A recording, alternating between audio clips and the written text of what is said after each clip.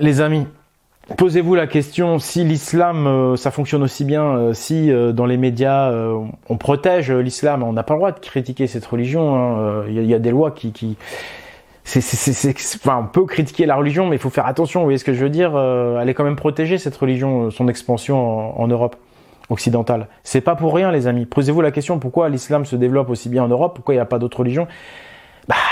Moi, je me suis dit, c'est peut-être justement parce que l'islam, il ne fait rien contre le développement de la finance et contre la commercialisation du monde, vous voyez, ou en tout cas rien d'efficace.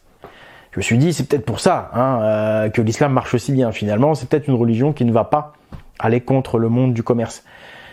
Il y a peut-être justement à fouiller dans l'histoire une religion plus efficace contre la finance, contre le commerce et la corruption. Salut à tous, aujourd'hui une vidéo sur le thème des religions et de l'argent. Parce qu'en fait, on est actuellement dans une société dont les valeurs s'effondrent. On est dans une société où l'argent a tout détruit, où le commerce a tout détruit, et il y a de plus en plus de gens qui se réfugient dans la religion. Souvent, ils se convertissent à l'islam, ou ils retournent à l'islam, ou ils retournent au christianisme. Et ils le font dans un élan de bonne foi. Moi, je ne vais pas faire une vidéo pour critiquer ces religions-là.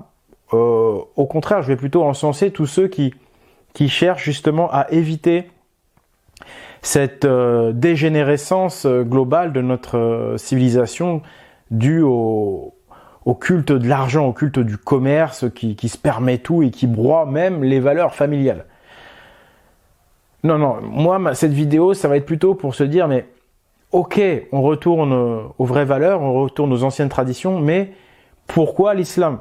Pourquoi le christianisme? Est-ce qu'il n'y aurait pas mieux en fait? Parce que les amis, là, moi je vais tout simplement m'appuyer sur des faits historiques qui sont conventionnels. Là, pour le coup, aujourd'hui, je vais me baser sur l'histoire conventionnelle, à laquelle évidemment je vais ajouter quelques ingrédients qui sont tout aussi reconnus par des textes officiels, mais qui sont moins connus.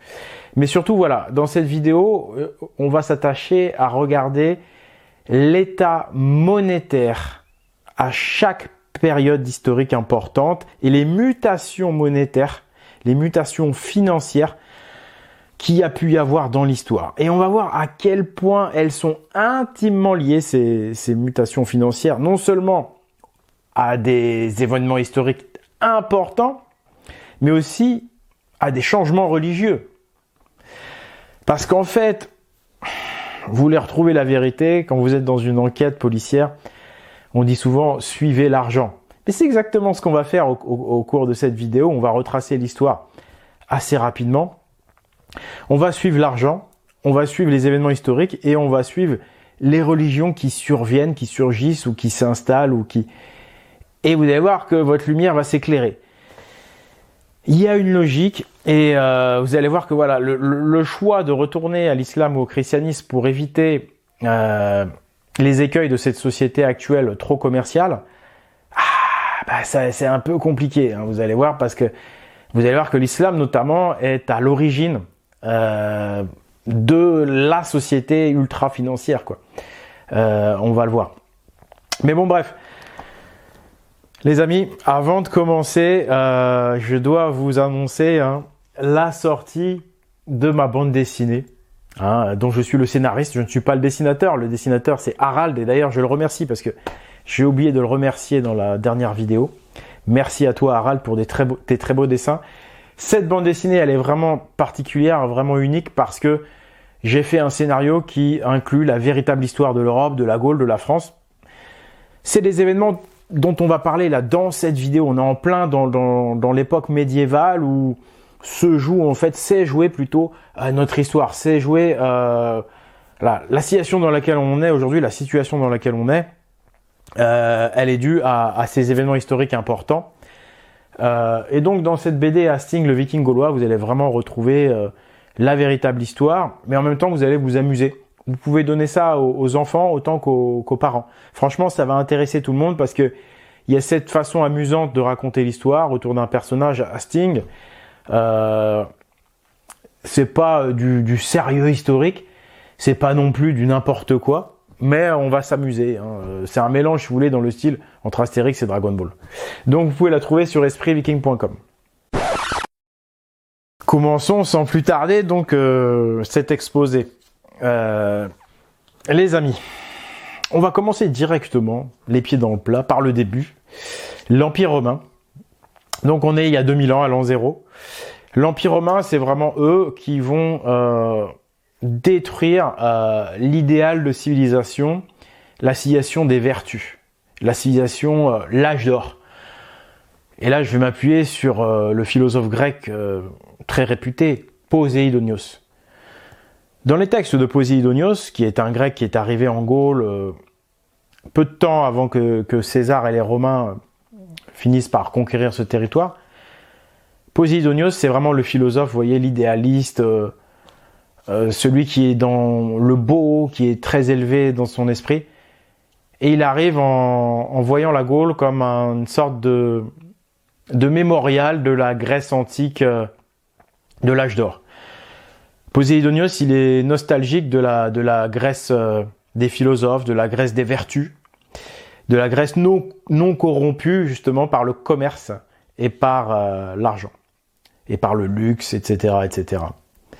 Et il arrive en Gaule et il voit une société qui est en train de se corrompre, mais qui possède encore les vertus. Il y a effectivement, si vous voulez, la Gaule, c'est surtout la Gaule méditerranéenne qui s'est corrompue au départ, forcément, puisque c'est la zone de commerce. Et il allait dans les Gaules un peu plus du nord, où il voyait encore ces Gaulois qui vivaient selon les règles de l'âge d'or, et il les admirait. Il voyait ces sociétés profondément heureuses, avec des hommes, des vrais hommes, quoi, basés sur les vertus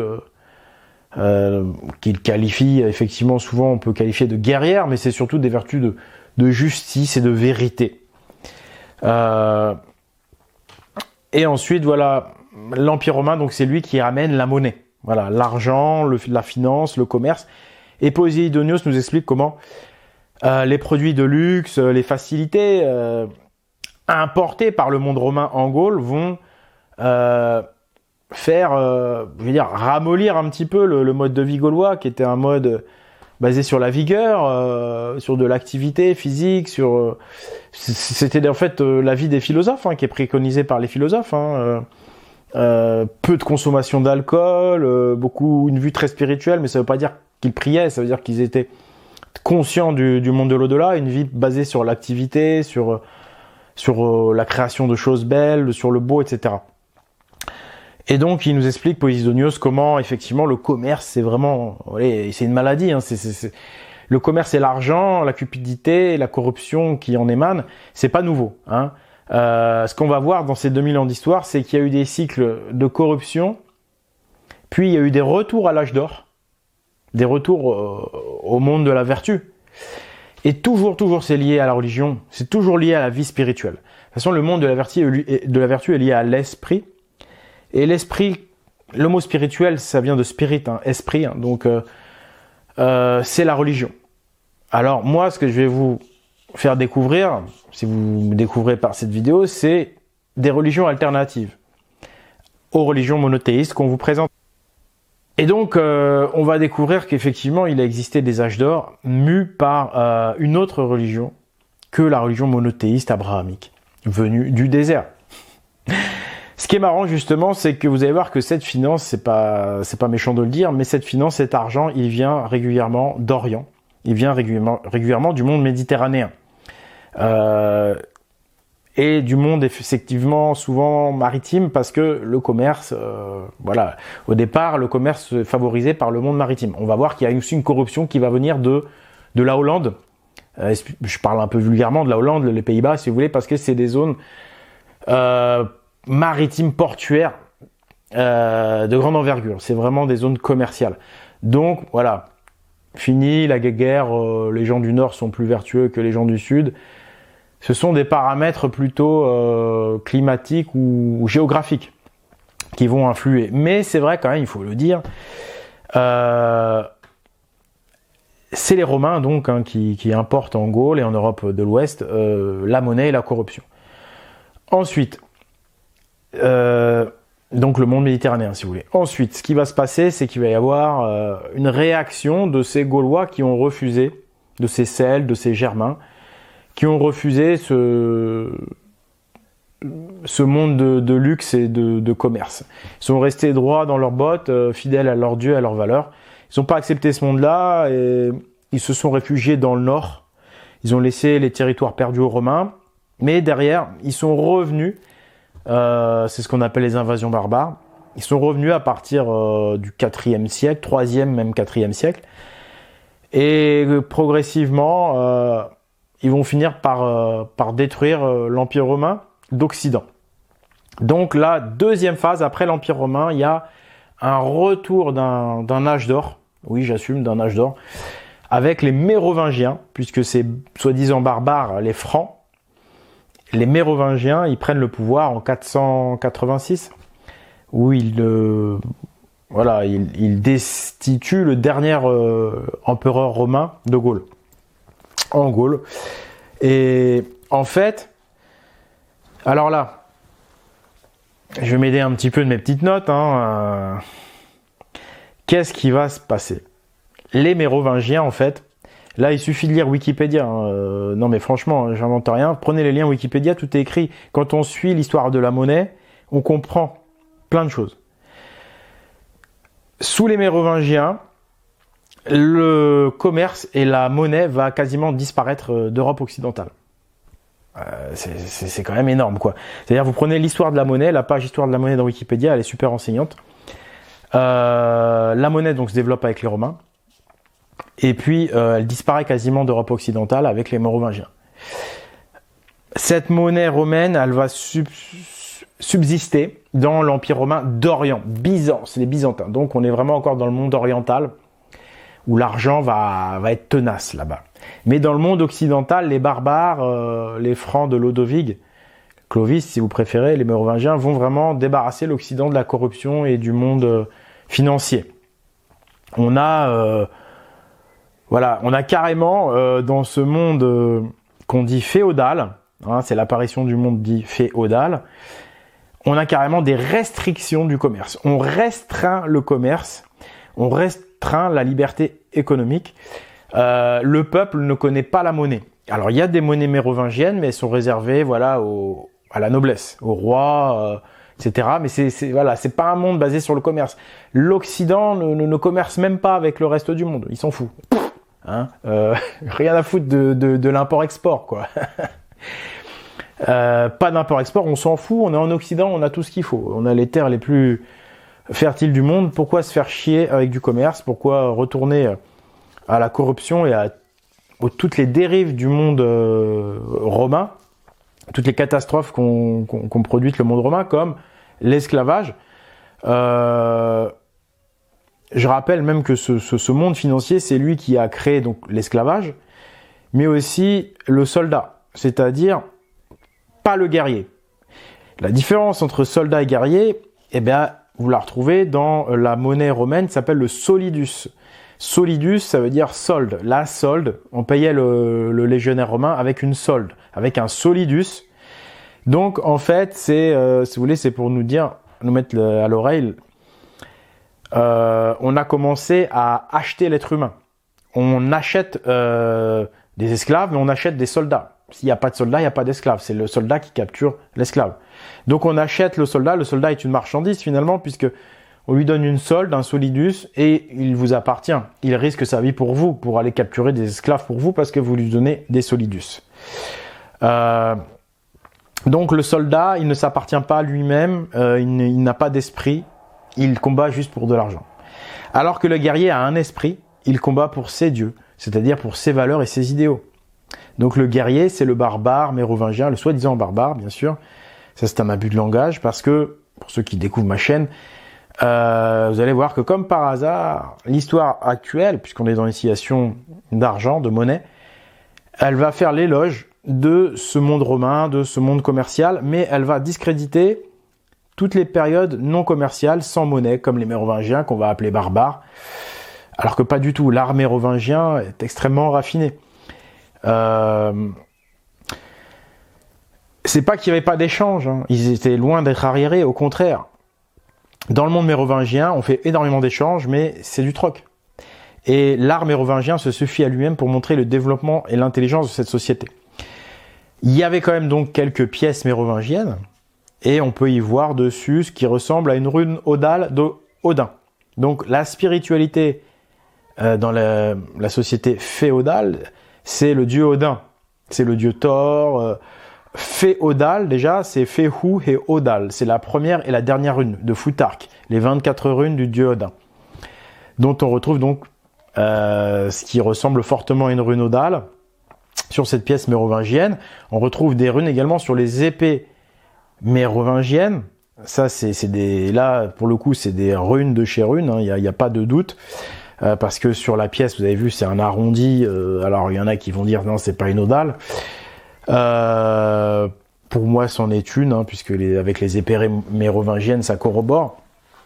Donc, on est sur la société odinique traditionnelle. Alors là, si vous voulez, c'est lié au modèle celtique. C'est ce qu'ils appellent le clientélisme mérovingien. Alors, c'est un terme complètement faux ami, parce que clientélisme, ça veut simplement dire que les terres sont libres. En fait, toutes les terres sont partagées, du roi jusque tout en bas. Toutes les terres sont partagées étage par étage. Le chef partage à ses sous-chefs qui partagent avec leurs sous-chefs jusqu'à arriver tout en bas de l'échelle. Donc tout le monde a sa part de terre pour vivre. C'est des terres libres. Donc ça, c'est le système mérovingien féodal. Parce que ensuite, ce système féodal, donc Féhu Hodal, les runes d'Odin, il va être... donc on n'est pas avec les mérovingiens, j'insiste, c'est mon grand cheval de bataille, on n'est pas dans la religion monothéiste. On n'est ni dans le christianisme romain, ni évidemment dans l'islam. Alors, il y a beaucoup qui disent il était chrétien.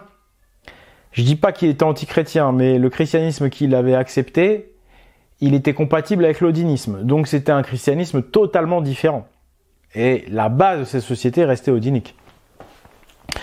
Ça c'est sûr que le peuple était odinique.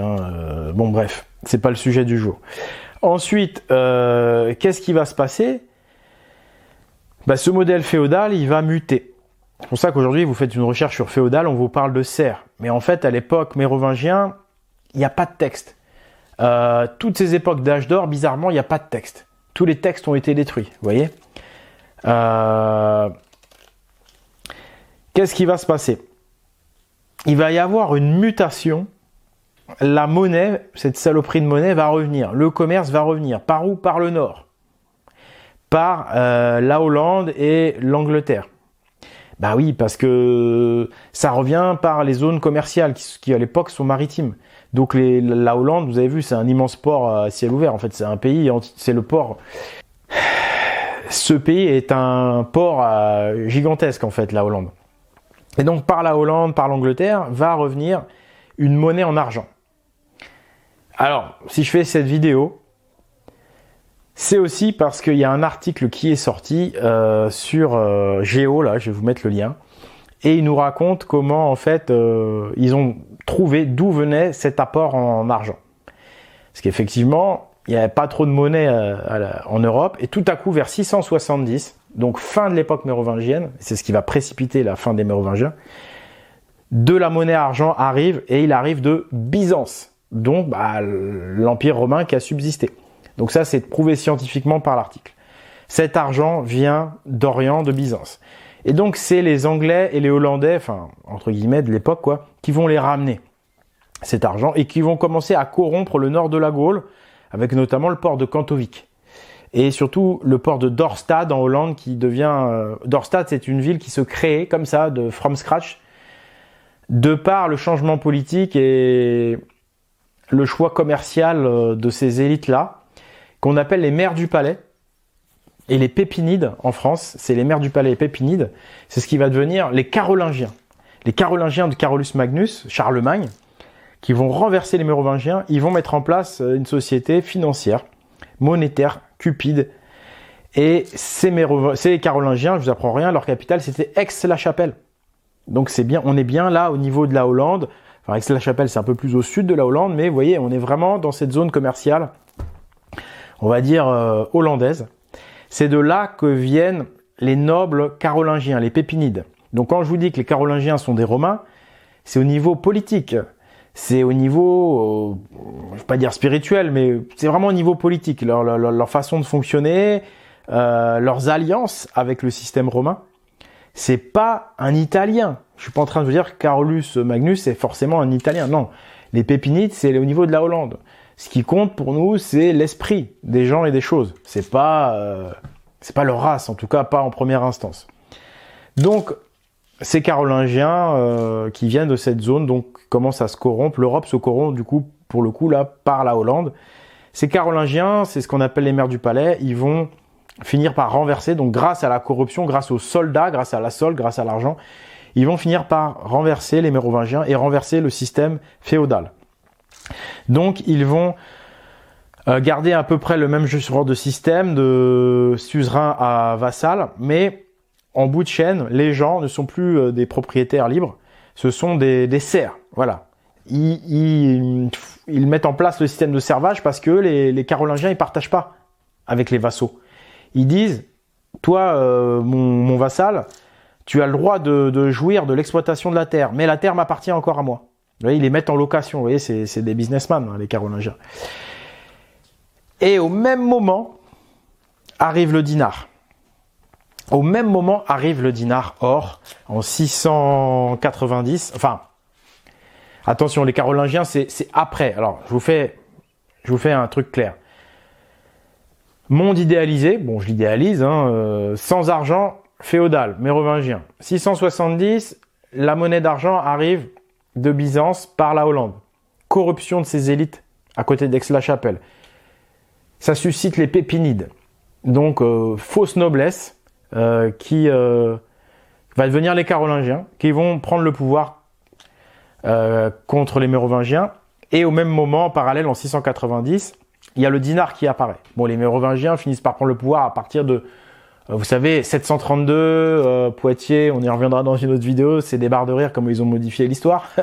C'est pas exactement ce que vous croyez, les Sarrasins. Pour moi, Sarrasins, c'est des galettes bretonnes. Il y a beaucoup plus de vérité dans ça que dans l'histoire officielle. Donc voilà. Bref, c'est à partir aussi de 742 que les Carolingiens commencent vraiment à prendre le pouvoir. À ce moment-là, il faut parler de Maurice Lombard. Maurice Lombard, c'est vraiment le plus grand historien sur cette époque-là. Il a montré que, voilà, d'où venait toute cette ressource monétaire en Europe. Cette ressource monétaire, cet enrichissement qui a fait la richesse des Carolingiens. C'est d'abord donc l'argent frison et anglo-saxon de Hollande, si vous voulez, qui vient de Byzance. Mais ça va être aussi l'or, le dinar. D'où viennent ces dinars qui inondent l'Europe à partir donc de cette période. Parce que les Arabes sont pas cons, ils vont pas le donner gratuitement, le dinar. Il faut leur donner une contrepartie. Qu'est-ce que l'Europe exportait pour avoir de la monnaie? Fallait bien, pour récupérer aussi de l'argent de Byzance, fallait bien fournir quelque chose. Bah, c'était des esclaves. Principalement, c'était des esclaves. Maurice Lombard l'a démontré, c'est un très grand historien. La seule marchandise que l'Europe avait à proposer, c'était des esclaves. Parce que en Europe, c'est vous dit, et on n'exporte pas les armes. Ce qu'on faisait de mieux en Europe, d'ailleurs encore aujourd'hui, c'est les armes.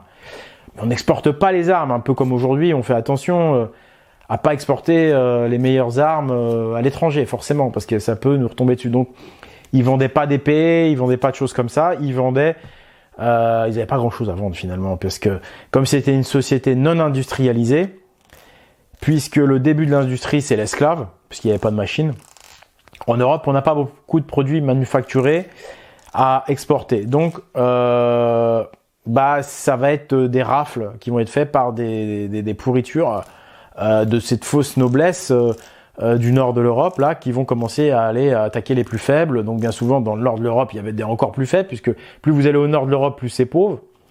Donc les premières rafles, effectivement, elles sont faites en Écosse, en Irlande, en Scandinavie, dans l'Est, les Slaves, ceux qui étaient le moins armés, le plus faible, c'est surtout là-bas qu'on allait voler des esclaves.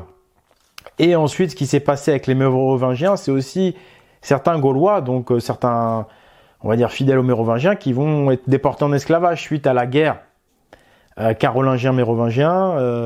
Les prisonniers de guerre vont être déportés en esclavage. Donc, ces Gaulois, comme vous le savez, vont se réfugier donc en Germanie, en Saxe germanique, ceux qui refusaient le système de Carolus Magnus, donc des Carolingiens, ce système de servage, ce système de monnaie. Donc maintenant, le côté religieux. Parce que pour que cette révolution puisse avoir lieu, pour que politiquement un seigneur, un chevalier, un noble, quelqu'un qui possède une armée, il puisse se mettre à frapper de la monnaie, se mettre à faire du commerce avec Byzance, se mettre à vendre des esclaves. Il peut pas, avec la religion odinique, avec la religion mérovingienne, il peut pas. C'est pas possible, c'est interdit. Donc, ils vont importer des prêtres romains, ils vont importer le christianisme romain, ils vont remplacer les évêques, ils vont remplacer les curés, si vous voulez, qui à l'époque ressemblaient plus à des druides, d'ailleurs, à l'époque mérovingienne, ou à des philosophes, si vous voulez, grecs. Et donc, eux, ils vont remplacer, si vous voulez, le druide par le prêtre romain tel qu'on le connaît. Ils vont changer de religion pour pouvoir avoir le droit de faire toutes ces cochonneries. Et donc, c'est là, voilà, où la religion intervient vraiment. Ce qui va permettre la financiarisation de la monnaie, c'est la Bible. Telle qu'on la connaît aujourd'hui, elle permet la financiarisation. Dans ce qu'il nous reste de la religion odinique, c'est l'Eda, on voit bien que l'argent et la monnaie est vraiment... c'est pas qu'il est diabolisé, c'est qu'il est montré comme une source de malheur infini. En fait, c'est l'ennemi, c'est le problème principal dans l'Eda. Dans l'Eda, le problème principal, c'est les trésors, c'est l'or, et ça mène vraiment à des choses horribles. Et c'est la réalité de ce qui s'est passé dans l'histoire. C'est-à-dire que cet argent, cette cupidité va amener à l'esclavage. On a des blancs européens qui vont esclavager d'autres blancs et qui vont la revendre ensuite principalement à des Arabes pour de l'argent, quoi. L'apparition de l'islam, ça arrive bizarrement à partir de 630, à un moment donné où l'Empire romain, Byzance, ce qui reste de Rome, donc, a des problèmes financiers et a besoin d'une nouvelle monnaie or. Et là, comme de par hasard, l'islam arrive et comme par hasard, dans le Coran, il n'y a rien contre la finance. Il n'y a rien. Voilà.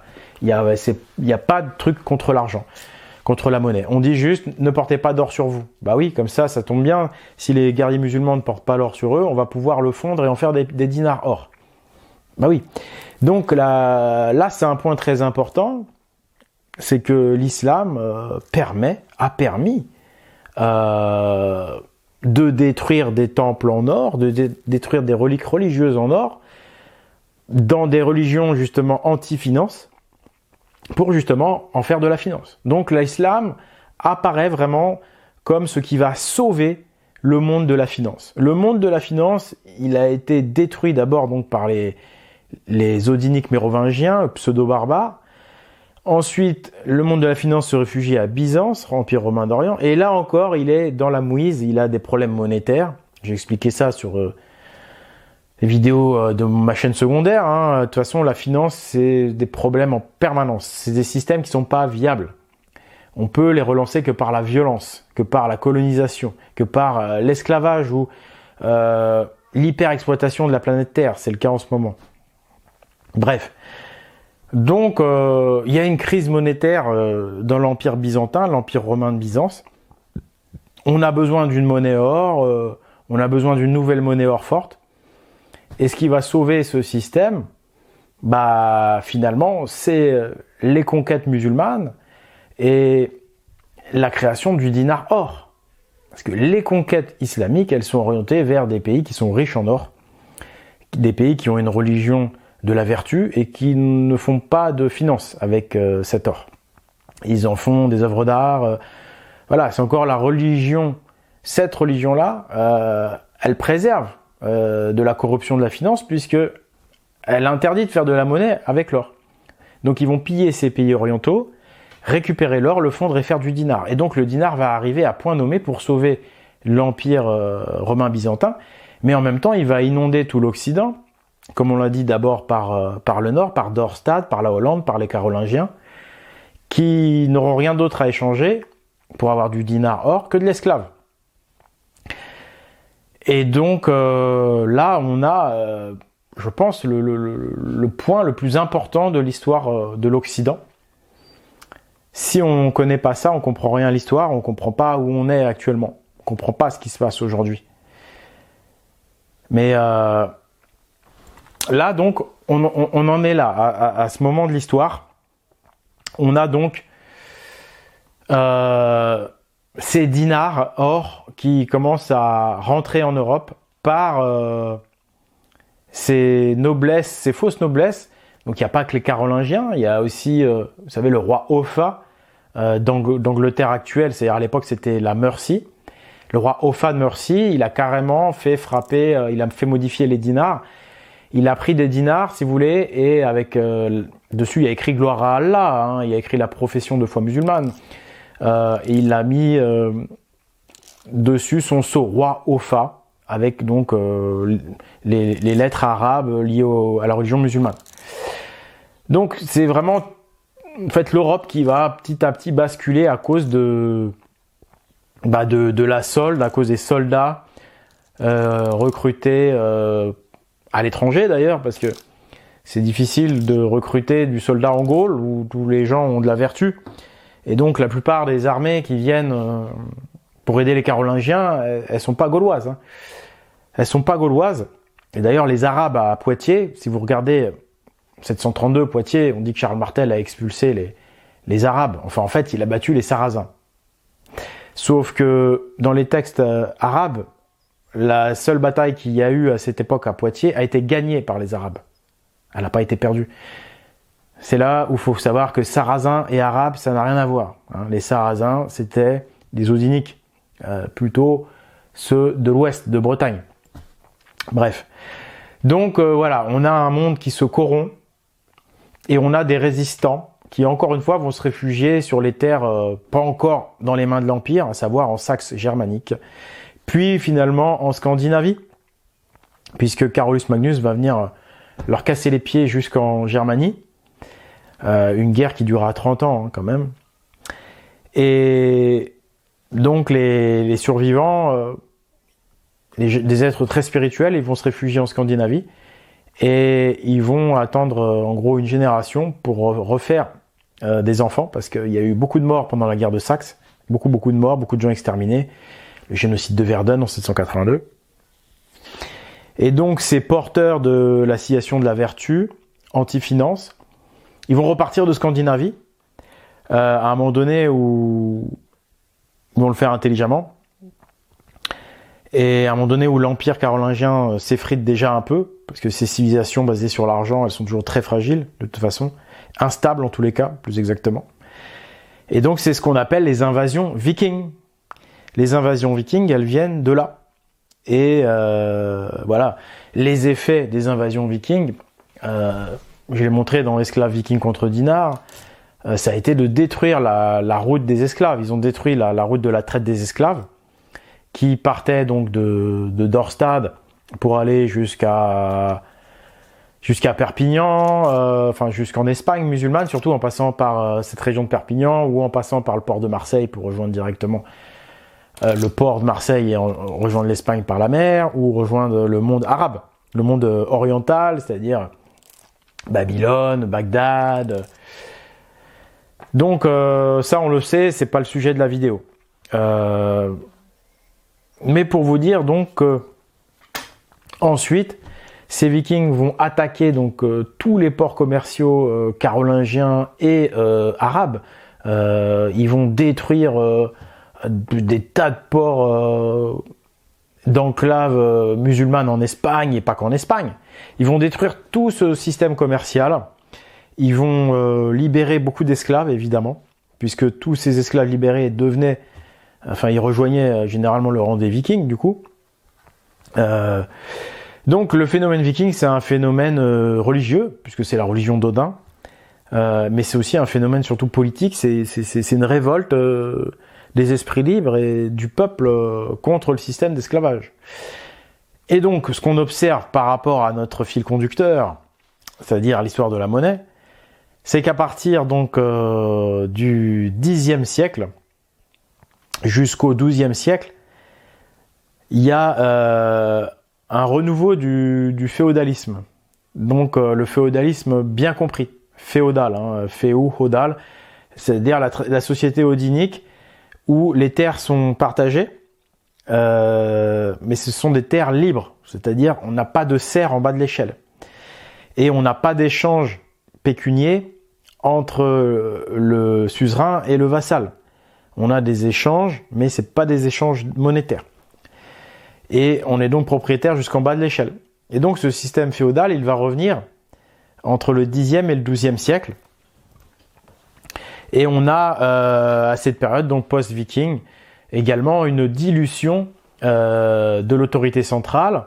On a cet État de type romain qui avait été mis en place par les Carolingiens qui va être démantelé.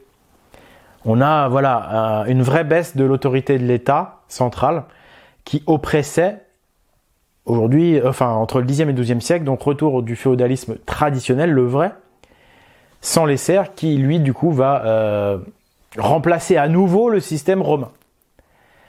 Et l'embellie économique, puisque c'est les termes qui sont repris, puisque aujourd'hui on est dans un paradigme, on est dans une société financière, donc l'économie c'est bien, même si pour moi c'est mal en fait. L'embellie économique, comme ils disent dans ces textes, donc va repartir qu'après ce XIIe siècle. Et il va y avoir encore de nouveaux troubles après le XIIe siècle en Europe, comme de par hasard, beaucoup d'instabilité comme par hasard. Mais donc ce qui est marrant également, c'est que dans ce que j'estime être un nouvel âge d'or, donc après les Vikings jusqu'au XIIe siècle, ou jusqu'à la fin du XIIe siècle, comme par hasard, on manque de textes. C'est-à-dire que l'histoire, dans ces périodes, il n'y a quasiment pas de texte en fait. C'est comme pour l'époque mérovingienne. À l'époque mérovingienne, on n'a pas de texte en fait. On n'a que des preuves archéologiques, des bagues odiniques, des épées runiques. Et bien là, c'est pareil. Entre le Xe et le XIIe, on a peu de textes. On a notamment les chroniques, les fameuses chroniques de Saint-Bertin, les annales de Saint-Bertin qui racontent les invasions vikings. Elles s'arrêtent subitement vers 870, 880. Plus de chroniques. Pourquoi ? Parce que les vikings ont pris le pouvoir. Enfin, ont pris le pouvoir. Ils ont remis le système celtique, féodal traditionnel qu'il y avait sous les Mérovingiens. Et les Romains, les Carolingiens ont été dégagés. Donc là, bizarrement, du coup, il n'y a plus d'histoire. Parce que pendant les inquisitions donc faites par les Romains, ils ont brûlé toutes les périodes où ils n'avaient pas le pouvoir. Vous voyez, pour faire croire que il n'y a qu'un monde d'argent qui peut exister. Il n'y a qu'un monde d'économie qui peut exister. Toutes les périodes où il n'y a pas de pognon, si je puis dire, dans la société, hop, on efface les textes. Et puis on les appelle barbares. On dit que les Vikings sont des païens, des barbares. On dit que les Mérovingiens étaient aussi, voilà, des barbares. Comprenez ? Donc il y a toujours des choses très très logiques. Et donc on a, ces religions monothéistes actuelles qui sont des religions qui ont été déclencheurs, qui ont permis l'établissement de la société financière. Donc sans le dinar, il n'y aurait jamais eu de dollar. Ça c'est clair. Sans le dinar, il n'y aurait jamais eu de dollar. Sans le dinar, le système romain, l'empire romain byzantin se serait démantelé. Et l'empire romain d'Occident qui renaît grâce à Carolus Magnus, qui redevient donc le premier empereur romain, Charlemagne, depuis 476, depuis que Clovis l'avait dézingué, le dernier empereur romain. En 800, Charlemagne est nommé empereur. Et cette nouvelle gloire de l'empire romain, ils la doivent, ces Carolingiens, au dinar. Ils la doivent à l'islam. Vraiment. Donc le système monétaire, le système actuel, étant un système en crise économique, aux abois, il revient à ses fondamentaux. Donc il revient à son origine victorieuse, mythique, l'islam et le christianisme romain. Mais le christianisme est empreint de traditions odiniques, même si c'est très déformé, enfin c'est très dévoyé. Il y a quand même des traditions des restes complètement déformés d'odinisme, si on cherche bien. Et donc ils préfèrent l'islam parce que là vous allez trouver quasiment rien, quoi, de vraiment traditionnel européen, celtique, etc. Donc l'islam, c'est vraiment un retour aux sources pour la société financière romaine, esclavagiste.